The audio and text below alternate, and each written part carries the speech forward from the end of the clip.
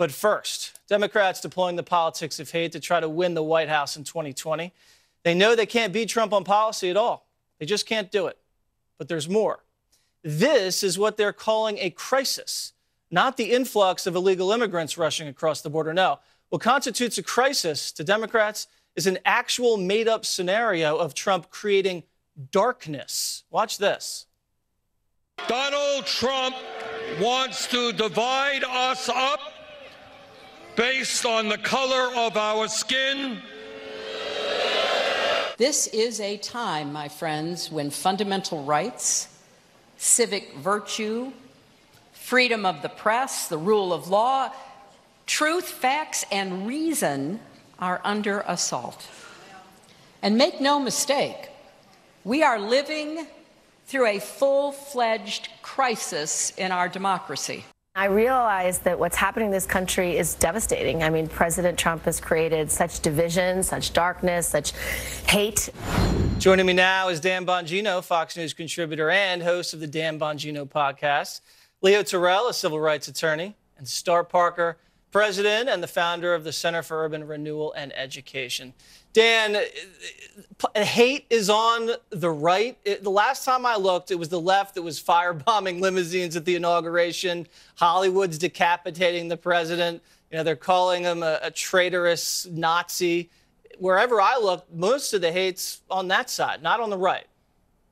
Yeah, Jesse, I just got done watching Sean's show where they had a college kid on who got decked in the face by a Berkeley kid who was upset he was recruiting for a conservative ballot. I mean, it's almost ridiculous, but there's a tactical reason the Democrats do this. They took a twofold strategy years ago, right? They understand that their ideas only appeal to a limited portion of radicals: high taxes, government-controlled health care, a monopoly on public education. So what did they do, Jesse? They knew they couldn't get you to vote for their ideas, so they decided to paint Republicans as racist, hoping you would just vote against them and that maybe they'd get a majority once in a while. That, in conjunction with stacking the courts, they think will get them across the finish line. But they're the ones stoking division, not Republicans. And Leo, it's funny listening to Crooked Hillary talking about the rule of law and how important it is for her. The transition of power to President Trump has not been peaceful. I mean, there's been stings, there's been leaks, there's been unmasking. Now they want to impeach the guy in the first term. Don't you think that would contribute to some of the crisis in the democracy that she's talking about? No, the crisis is very simple. The people down in Selma, what Hillary and Bernie were saying was that Donald Trump has polarized this country so bad on issues of race, his hatred, and the issues are very simple. Donald Trump, look at Charlottesville. Look at the situation where Donald Trump talks about the issue of the Muslim ban. And I would submit to you that Dan will tell this audience that Donald Trump has never said a racist thing. You know why? Because Dan's afraid of Donald Trump, and Dan will not admit that Donald Trump has said racist comments the last 3 years. Isn't that true, Dan? Dan, go ahead. I'll let you respond to the personal attack. You're a liar. Be honest, Dan. Just be honest. Just be honest. Has Donald Trump said anything racist? Has Donald Trump said anything racist, Dan? Leo, let him finish. Leo, let him finish. The answer is no. Oh, see? Wait, that's why. And you're a liar. God, he's afraid of Trump. Muslims are not banned from the United States. You have no credibility. You're afraid of Trump. You're just lying. You're afraid of Trump. Because so you have Donald nothing Trump, else. You have just told everyone that in the national audience, Donald Trump has never said a racist thing. All right, guys, let's put the personal attacks down for 1 second. Star Parker, we talk about division in this country. Leo right there demonstrated some divisiveness. Came out with a personal attack, not on policy. That was personal. How do you see it? Yeah. I see it as the Democrats have divided us a long time ago. They started about 50 years ago. They segmented us into all these little people populations, and Donald Trump is bringing us all together. He's fixing everything for everyone, and they hate it. They're coming in totally unglued, and Selma is an example of the left trying to take advantage of a point in history that has solved itself.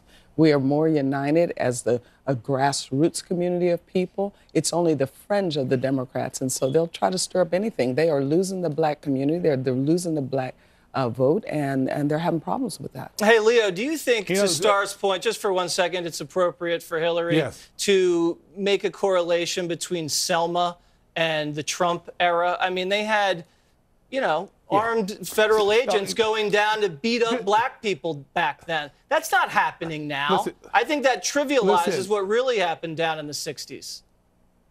Jesse, you got Starr and Dan, two apologists. They don't see racism for Donald Trump because they're afraid of him. This is a new type of racism. Wait, Donald is this Trump guy sends out serious? dog whistle. Hey, Starr, has Donald Trump said anything racist? Hey, Dan, has Donald Trump said anything racist?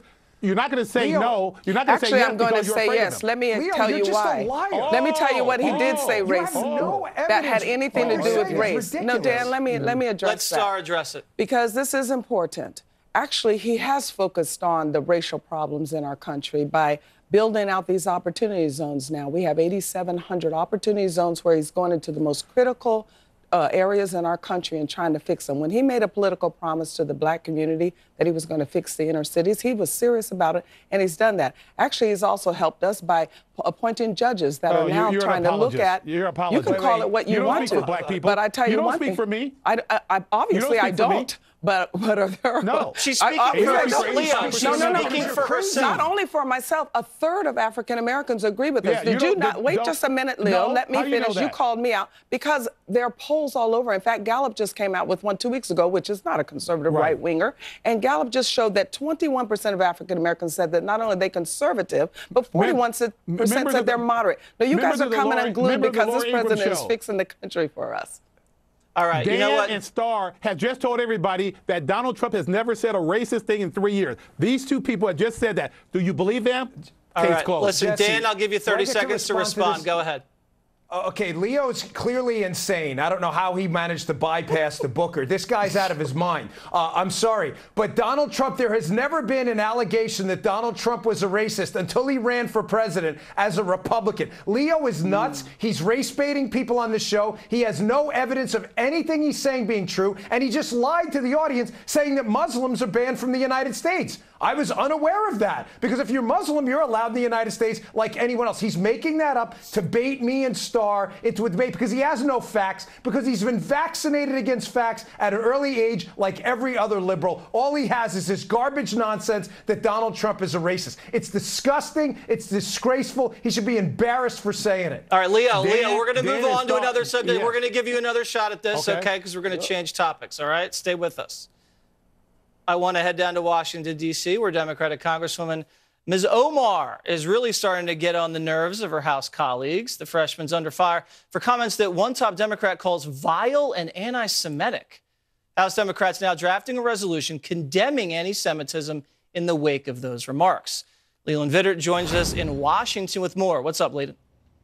Oh, hey, Jess. You know, tonight that draft resolution obtained by Fox News and circulating on the House side of Capitol Hill, as you noted, it says anti-Semitism is bad. But missing is the name of the person at the center of it all, Ilhan Omar, the congresswoman from Minnesota. Her latest questionable remark alleges and alludes to the long-standing anti-Semitic claim that Jews can't be trusted because they might have split allegiances with Israel. I want to talk about the political influence in this country that says it is okay for people to push for allegiance to a foreign country.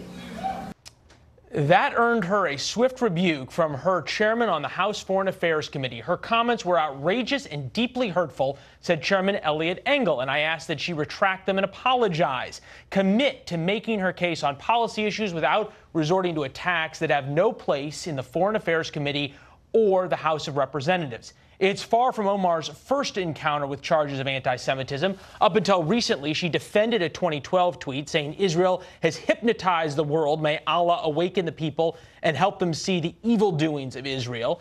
In a Yahoo News article, she recently compared Israel to Iran. On February 11th, she tweeted, "It's all about the Benjamin's baby," suggesting that Republican support for Israel is driven by campaign donations. Omar defended her latest comments by tweeting yesterday, "I'm told every day that I'm anti-American if I'm not pro-Israel." This comes at an uncomfortable time for House leadership. Over the weekend, this cover of Rolling Stone magazine hit newsstands with Omar, Speaker Nancy Pelosi, and two other House Democrats on the cover. The @Pelosi account tweeted out the cover. Now, Speaker Pelosi and her team must, of course, deal with the division in their own caucus over how to sanction Omar. As you just heard, Jesse, Eliot Engel seemed to question whether she's even fit to serve on the Foreign Affairs Committee, while that draft resolution does not even mention her name.